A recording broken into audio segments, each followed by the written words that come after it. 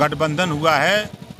भागीदारी संकल्प मोर्चा में माननीय प्रेमचंद प्रजापति जी, बाबू रामपाल, रामसागर बिंद, अनिल चौहान, कृष्णा पटेल, इतने लोगों की घोषणा हो चुकी है।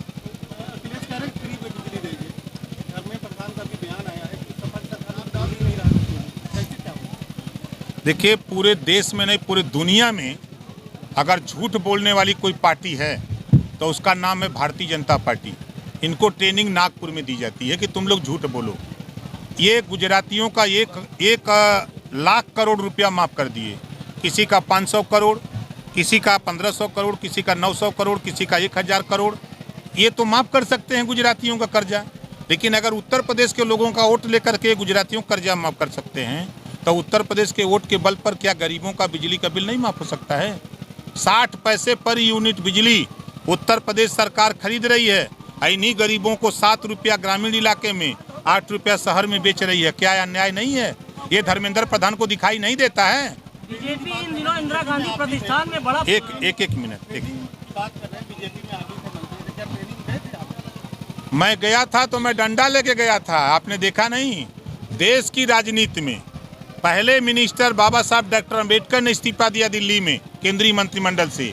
दूसरे नंबर पर मंत्रिमंडल से इस्तीफा कोई दिया तो ओम प्रकाश राजभर ने दिया। और उत्तर प्रदेश में मुख्यमंत्री और मिनिस्टर से लड़ाई शपथ लेने के बाद 8वें दिन शुरू कर दिया था। 2 साल लड़ा था, ये इतिहास है। मायावती कह रही चुनाव आ गया, विधानसभा का बरसाती मेढक जो है देखिए, जनता ने जिसको नोटिस में नहीं लिया उनके विषय में चर्चा करना बेकार है। इस समय जनता ने नोटिस ले लिया है। समाजवादी पार्टी भागीदारी संकल्प मोर्चा में प्रेमचंद प्रजापति, भागीदारी पार्टी हो, चाहे बाबू रामपाल की राष्ट्रोदय पार्टी हो, चाहे भारतीय समाज पार्टी ओम प्रकाश राजभर हो, चाहे अनिल चौहान जी हों, उनकी पार्टी जनता उन्नत पार्टी है, चाहे भारत माता पार्टी रामसागर बिंद हो, चाहे कि अपना दल कृष्णा पटेल हो, ये जनता ने नोटिस ले लिया है। गठबंधन में तमाम पार्टियां हैं, आप अपने मुख्यमंत्री मान रहे हैं? हम अभी आपने सुना नहीं है, अखिलेश यादव जी मुख्यमंत्री होंगे हमारे मोर्चे के गठबंधन के। हम लोग उनके साथ हमारे रहेंगे ना। इंदिरा गांधी सीएम कौन बनेगा? डिप्टी सीएम कौन बनेगा? हाँ, डिप्टी सीएम कौन बनेगा? चुनाव हो जाने दीजिए, सब आपके सामने आएगा। कहाँ है गर्मी गर्म पेटे में कर रहा है? बीजेपी चेहरे तो बहुत है, मुख्यमंत्री राजभर ही क्यों बने? क्योंकि गठबंधन तो आती है। भैया, हम कहाँ मुख्यमंत्री बन रहे हैं? मुख्यमंत्री 2022 के माननीय अखिलेश यादव जी बनेंगे। मुख्यमंत्री के बाद वो जब टाइम सरकार बन जाने दीजिए, देखिएगा हम क्या क्या करते हैं। पूर्वांचल में तो राजभर साहब को उप मुख्यमंत्री को बनना ही चाहिए ना। आप काहे घबरा रहे हैं? 25 तारीख को आप सादर आमंत्रित हैं, यहीं देखिएगा कम से कम 25,000 लोग आएंगे। आज तो दिखाने आया था, वो खाली पर्दे पर एक जनपद है ये। हाँ? कहाँ? उनके नाम रजिस्ट्री है कहाँ? उनके नाम रजिस्ट्री है। अगर हिम्मत है 69,000 शिक्षक भर्ती घोटाला हुआ है, 27% रिजर्वेशन। अगर मर्द हैं तो बोल दें, जबान काट लेगी बीजेपी। इनकी औकात नहीं है। जितने पिछड़े समाज के नेता भाजपा में हैं, सब के सब लोडर हैं। इनकी औकात नहीं है। बांदा में भर्ती होती है 13, बांदा में भर्ती होती है 13, 11 ठाकुर की भर्ती होती है। जबान खुली। डिप्टी सीएम है ना, डिप्टी का मतलब जानते हैं? उपमाने चुप चुप करा के रखा, चुप ये करा के रखा है इन लोगों ने। ये ओम प्रकाश राजभर है, जब तक था तब तक चाँप के था, डांट के था। सत्ता में केशव जी कुछ भी बोल नहीं पाते हैं योगी जी के सामने। कभी 69,000 शिक्षक भर्ती पे कहीं बोले? जाते हैं तो पिटवा देते हैं पुलिसिये से, मारा नाने के। यहाँ वोट लेबे हो जाता जनता। बंगाल में न ये लोग गल तो नारा लगल खेला हो बे, यहाँ नारा लगल हो। अभी तक उन्होंने कहा था सिराथू में चुनाव लड़ेंगे। आज जहाँ तुम्हारा पारी तो भेंट करा देबे न, वो ना जहाँ लड़े।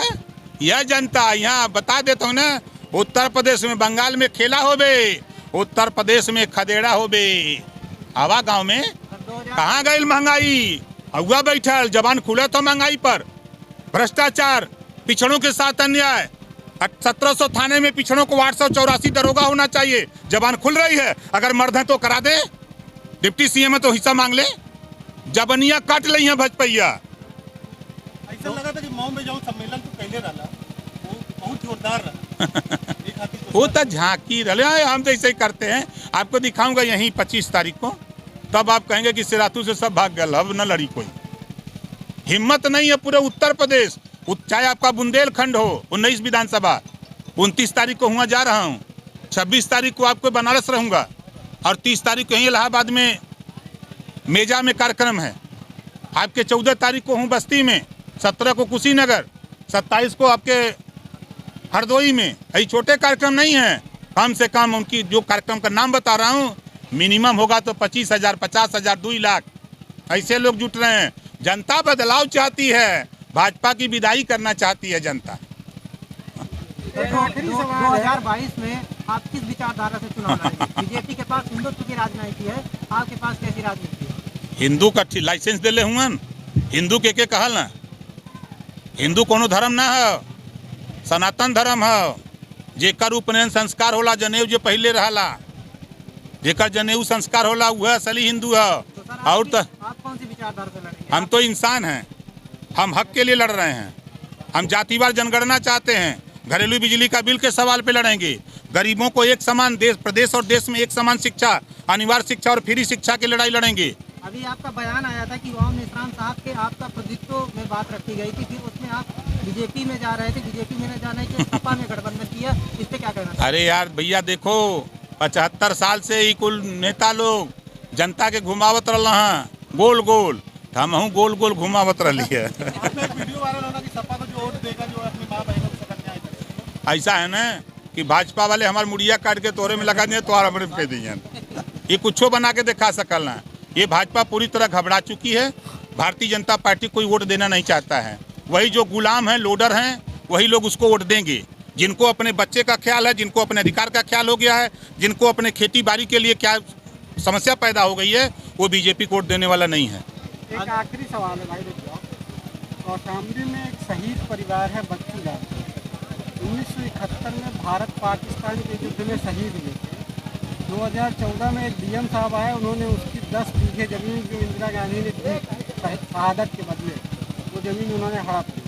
उनकी समाधि स्थल टूटने की स्थिति है। ये कैसा अमृत कलश महोत्सव भाजपा मना रही है? देखिए, भाजपा को सिर्फ वोट चाहिए, उससे किसी से मतलब नहीं। उदाहरण के तौर पर आप देखिए, बांदा से बलिया तक गंगा जी में लाशें तैर रही थी। कोरोना के समय आपके बगल इलाहाबाद में गंगा जी के किनारे बालू में हिंदू की लाशें दफनाई गई हजारों। उस समय भारतीय जनता पार्टी को मोतियाबिंद हुआ था। ये कहाँ थे? बंगाल में वोट मांग रहे थे। यहाँ लोग गैस, ये ऑक्सीजन के लिए, वेंटिलेटर के लिए, दवाई के लिए, अस्पताल में बेड के लिए तरस रहे थे, और ये बंगाल में वोट मांग रहे थे। तो भारतीय जनता पार्टी से, इन लोगों से, इन समस्याओं से कोई मतलब नहीं है। खाली कैसे हिंदू मुसलमान करके वोट ले लें, किसी को मरवा के वोट ले लें। अभी तो आए थे अमित शाह जी।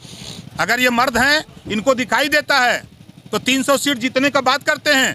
300 किलो RDX आया, उसको नहीं दिखाई देता कौन ले आया। इसको क्यों नहीं खुलासा करते? इसकी CBI जांच क्यों नहीं कराते? क्या शहीद बच्चू लाल के परिवार की जमीन वापस मिलेगी, ऐसा क्यों? देखिए, आज आपने इस बात को संज्ञान में ले आया हमारे। अब उनके परिवार से आप इतना मेहरबानी करिए कि एक प्रार्थना पत्र हमको उपलब्ध करा दें। खाली पूरी जानकारी हमको हो जाए तो सरकार बनने के बाद उस डीएम को यहीं ला करके वही डीएम इनको जमीन देगा। ये ओम प्रकाश राजभर कह रहा है। अभी बयान है कि ईवीएम में घोटाला होता है, तो क्या कहना चाहेंगे कि यार, मत पत्र में ना लूटत रहना। देखो, चोरी होती है जब कार्य का दिया रहता मर्दे। चलो।